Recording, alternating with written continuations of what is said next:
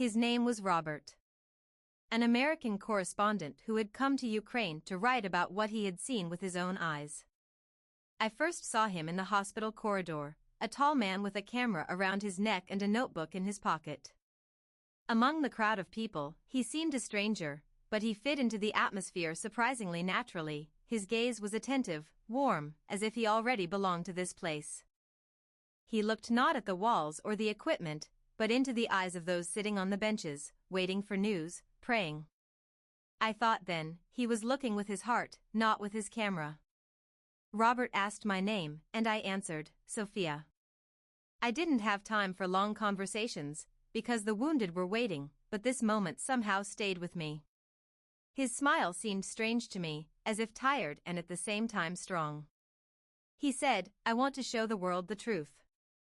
I answered, the truth is not only in the footage, it is in the people. And for the first time in a long time, I felt like I was truly heard. I saw his camera almost every day. He filmed in the corridors, near the windows, even in our small lounge, where someone always warmed tea. Robert knew how to listen, that was his main skill. People opened up to him, even those who were usually silent. In his notebook there were short lines that looked like heartbeats, names, fragments of memories, small details. He didn't ask much, but each of his questions made a person talk further. I watched and thought, how does he endure? After all, he takes all this pain into himself. Once we talked late at night. I was on duty near patients, he sat opposite, drinking black coffee and quietly asked about my life.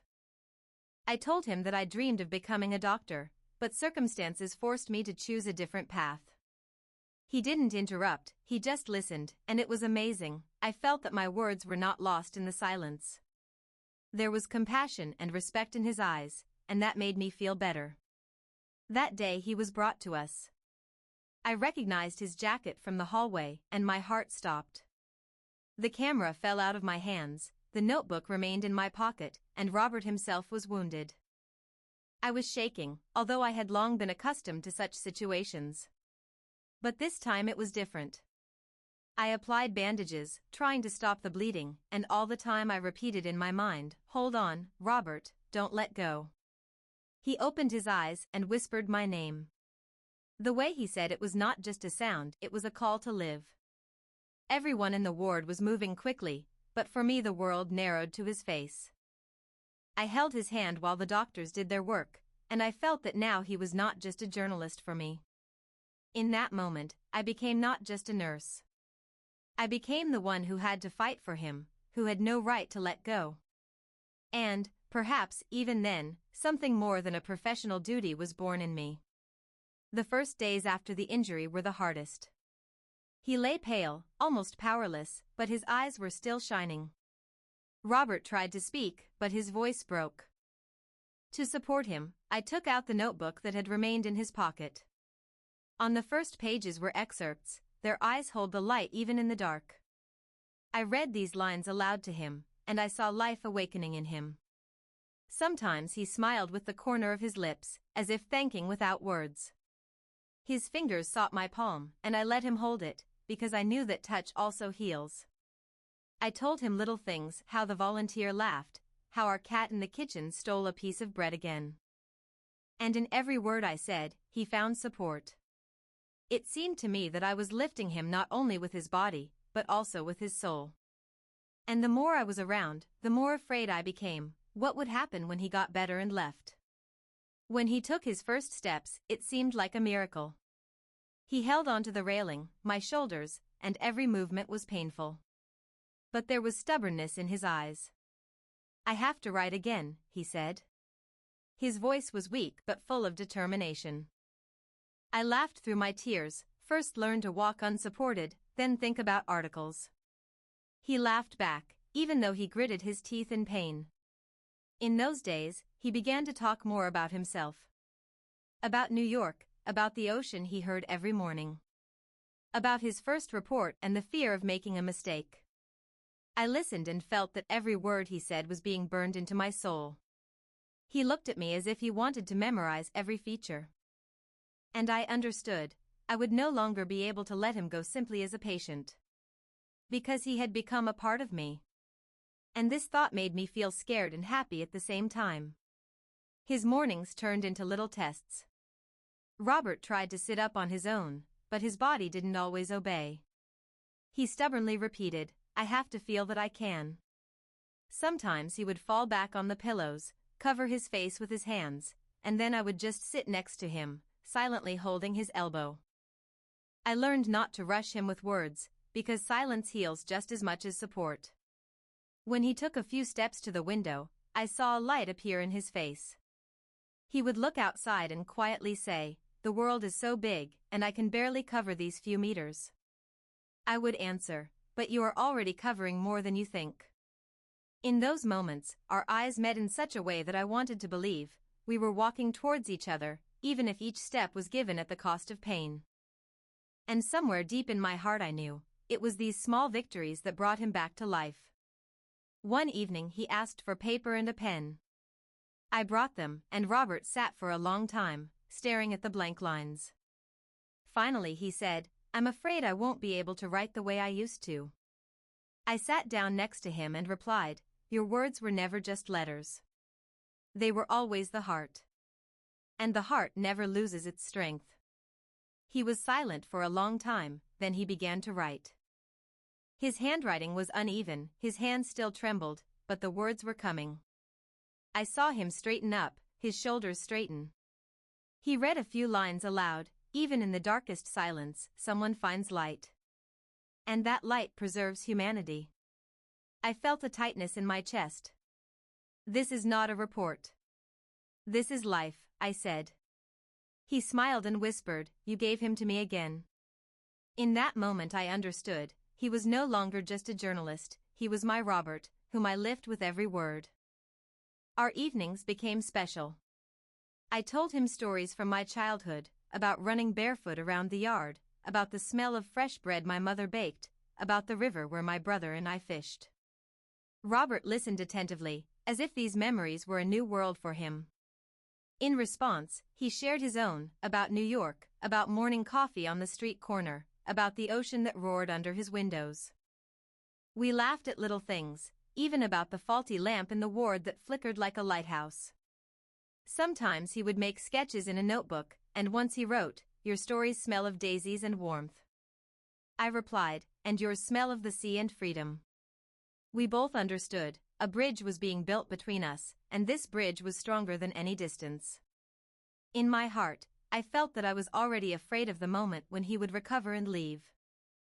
When he first walked down the long hallway, I walked beside him.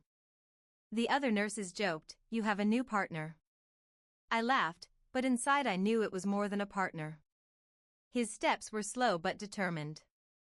He stared ahead, as if he could see a goal far beyond the hospital walls. "I was afraid of being a witness forever," Robert said, "and now I feel like I can be human again." I replied, "You've always been human. You're just starting to notice it now." He smiled, and that look stayed with me for a long time. I felt my heart learning to trust again. In a world where we're used to losing, I'd finally found someone I didn't want to let go of. And the thought scared and warmed me at the same time. One morning he asked to go outside. It was his first walk outside the hospital. We sat on a bench, and Robert looked at the sky for a long time. "I dreamed of seeing it without smoke," he said. I answered, "The sky is always the sky. It knows how to wait." He took my hand. For the first time so openly. My heart stopped at this simplicity and depth. We were silent, but there was more in that silence than in hundreds of words. Then he turned to me and said quietly, "Sophie, you saved me not only from wounds. You saved me from myself." I could not find the words. Only tears betrayed my soul. He squeezed my hand tighter, and then I realized, this day was our new beginning, even if we had not yet had time to call it love. Every day his steps became more confident. Robert walked around the ward, stopped at the window and looked out for a long time, as if he were searching for an answer to something important there. "I have to get my voice back," he said one morning. I brought his notebook and placed it on the bedside table. "Right," I smiled. He hesitated, then asked, "You read to me what I have already written?" I opened the pages and read, "Their eyes hold the light even in the dark." We were both silent while these words echoed in the room. Then he began to write new lines, stopped, looked at me, as if waiting for support. And I saw, each of my "you can" gave him new strength. There was more life, more tenderness in his words now. And for the first time I thought, he was writing not only for the world. He was writing for me too. Our evenings became special. I brought apples, he ate them slowly, savoring each bite, as if he were savoring life itself.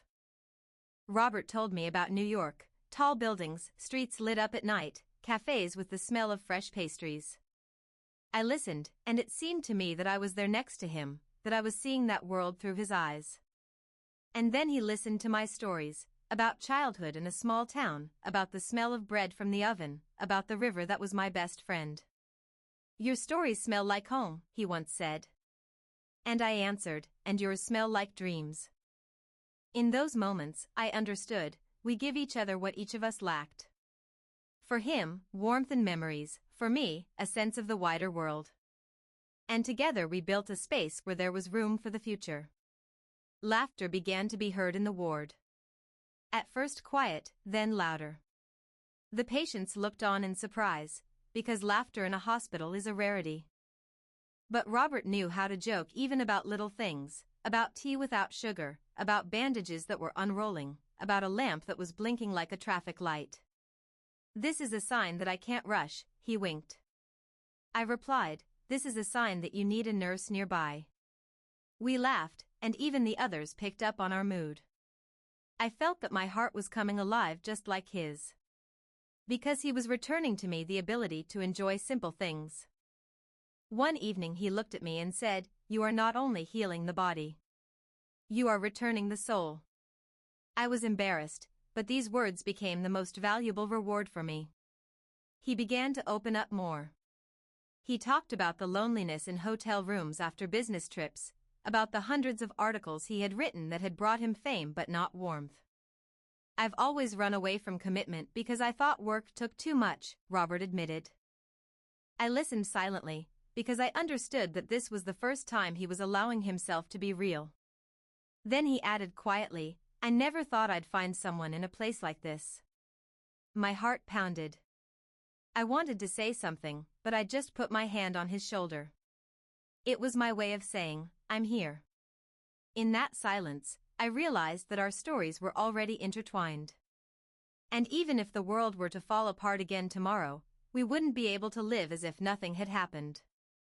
That evening we sat by the window. The snow was falling quietly, covering the trees with a white blanket. Robert looked at him and said, "I've never seen anything like it in New York. There the snow is different, fussy, short. And here it's silent, like a prayer." I looked at him and replied, "Maybe it's a reminder that even in the dark, light can fall." He was silent for a long time, and then he said, "Sophie, you are my light in the dark." I felt my breath catch. The words caught in my throat, and I couldn't answer. We sat in silence, but that silence spoke more than any confessions. That evening, for the first time, I allowed myself to dream of life after everything. A life where he was by my side. And although I was afraid to call it love out loud, it already lived in my heart. Our days began to resemble a journey together. Robert would wake up and the first thing he did was look for me with his eyes. I would come in with a smile and say, "Today will be another step forward." He would joke, "Only if my captain is around." There was a lightness in his voice that hadn't been there before. Once he took my handkerchief and held it in his hands for a long time. "There is more power in this fabric than in my articles," he said seriously. I laughed, but my soul felt warm. We would sit by the window in the evenings and share our dreams. He said that he wanted to write a book that would show the truth through human voices. I shared my dream of a home where there would be silence and the smell of fresh bread. And we suddenly realized that our dreams coincided. It scared me, because I was afraid of losses, but at the same time it was a wonderful discovery. I didn't call it love yet, but I knew that it was already sprouting in me. One evening he quietly confessed, "I'm afraid to go back to reporting. I'm afraid to see something that takes away my strength again." I took his hand and said, "It's normal to be afraid. But the truth is necessary. Because the world needs to know." He was silent for a long time, looking into my eyes as if he could see my whole soul. Then he said, "You are my truth." I didn't know what to say. I simply put his hand to my chest, and he felt my heart beating fast. We sat in silence, but this silence was filled with words that we hadn't yet dared to say. There was more gratitude in his eyes than I could bear, and I realized there were no longer any boundaries between us. We were both afraid, but together we could endure what would be unbearable separately. His steps became more and more confident. We went out into the garden near the hospital. He walked slowly, but he was already holding my hand not only for support. "I feel like I'm alive again," he said once, stopping under a tree. I replied, "Because you allowed yourself to live." He smiled and added, "Only because you're here." At that moment, I felt warmth spread throughout my body. Robert looked up at the sky and said, "I thought my path would never lead me home. But now I think differently." I was silent because I knew it was a confession. We stood side by side, and it seemed to me that time had stopped. And even if tomorrow the alarm would come again, this moment was already ours. He began to write again. His hand was still shaking, but the words flowed smoothly. I sat next to him and read his lines aloud. "I have encountered a strength I did not know. It is in the hands that save and in the eyes that do not give up."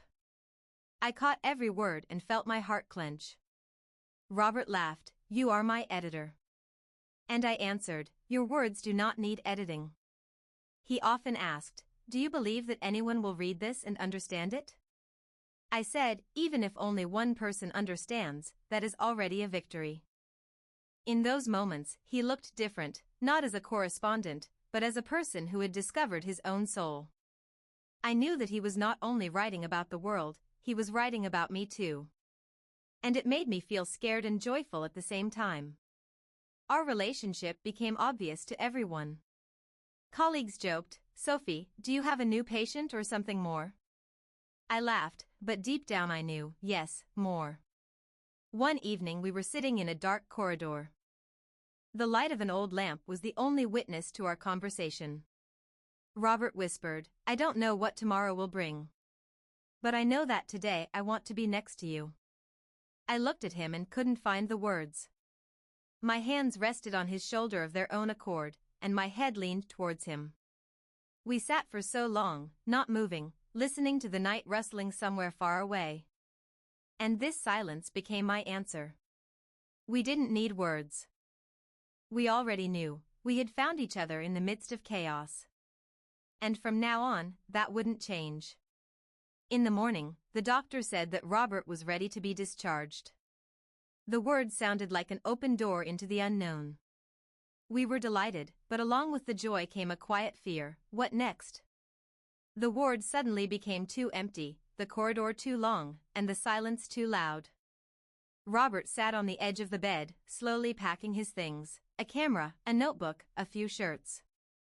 I helped, pretending that everything was normal, changing the sheets, checking his blood pressure, smiling goodbye to the neighbors. He looked at me and said, "If I go home, can you live as if we had never met?" I couldn't find an answer. Only my heartbeat sounded in my head. "I found more here than stories," he added. "But I have to be honest with myself and the world, the truth needs me. And you, too." We sat by the window, where the snow touched the windowsill, as if recording our conversation on cold film. I said, "Truth is not against love. It only asks us not to lie to our hearts." He nodded. It seemed that the next breath would be the answer, but we kept the pause to accommodate everything said and unsaid. That night he asked to go out into the garden. The lanterns flickered, the tree branches barely moved in the light wind, and the stars looked as if they had been called as witnesses. We walked slowly, sometimes stopping to breathe in the air, which already smelled of spring.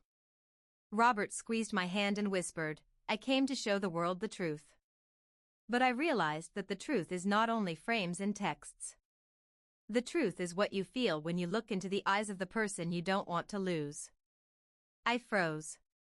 He ran his finger over my palm, as if underlining the main words with invisible ink. I found something I didn't expect. You. And now every sentence I write must begin with this discovery, he said. I looked up. What about the rest of the world? The world will understand better when my texts contain your warmth, he replied. The wind gently moved the scarf from my shoulder. He draped it over it like a small vow. We stood side by side in silence, letting the night remember our choice while new, shared sentences were formulated in our hearts. Morning brought clarity. Robert packed his backpack, checked his camera, and placed his notebook on top, like a heart on top of armor. I stood in the doorway, waiting for him to speak first. I'm staying here, he said simply, without pathos, like the truth finally being spoken aloud. I'll tell the editor, I'll continue working from Ukraine. But now my texts will be different, not just about events, but about people who shine for each other. We laughed and cried at the same time. His plan was born on the fly: find a small room near the hospital, get accreditation, build a schedule so that I could rest between shifts, and he could write without losing touch with reality. I'll call the series Letters from the Light, Robert said. In each one, your words, your hands, your silence that can heal. I hugged him, feeling my fingers memorize a new map, a shoulder, a back, warmth. We left the department, and the key jingled softly in my pocket. The volunteer had just given us temporary housing. It was a small space, but it already rang with a big together. Our new rhythm quickly developed. In the morning, I went on shift, and he saw me to the door, holding a mug of hot tea as if it were a small beacon. During the day, Robert met with volunteers, recorded stories so that none of the characters were hurt by someone else's curiosity. He learned to listen even more attentively, and to write even more simply, without unnecessary pathos, but with dignity. In the evening, we read his texts aloud. He included in them the warmth of hands, the gazes that hold, children's drawings on the walls of shelters, laughter that cuts through the silence like a thread through dense fabric. Readers wrote letters. We feel that this was written not far away. It is nearby. Robert answered everyone as best he could, without loud words, but with gratitude. And I made tea, baked simple bread in a small oven, and the house was filled with the smell of home, the one we dreamed of in the ward. Sometimes we would go out to the bench near the hospital where it all began.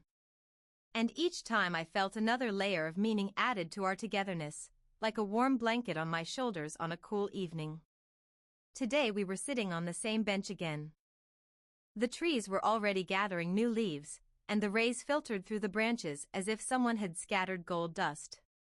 Robert put his camera down next to him, as if admitting that sometimes memories are better than photos. I could have gone back, he said quietly, but I chose to stay. Because my home is where you are now. I smiled and felt peace spread through me with even warmth. And I chose you. And the way you write the truth without shouting, but with dignity, I replied. He took my notebook. Yes, now I had a notebook too, and on the first page he wrote, "Truth is love spoken without fear." At that moment, I realized, our story does not end with a full stop. It continues in every sentence he makes, in every shift I take, in every hand that trembles and yet holds on. Robert stayed with me to write light where it is needed most. And I stayed with him to guard that light. He chose me, I chose him, and together we chose the truth that leads home.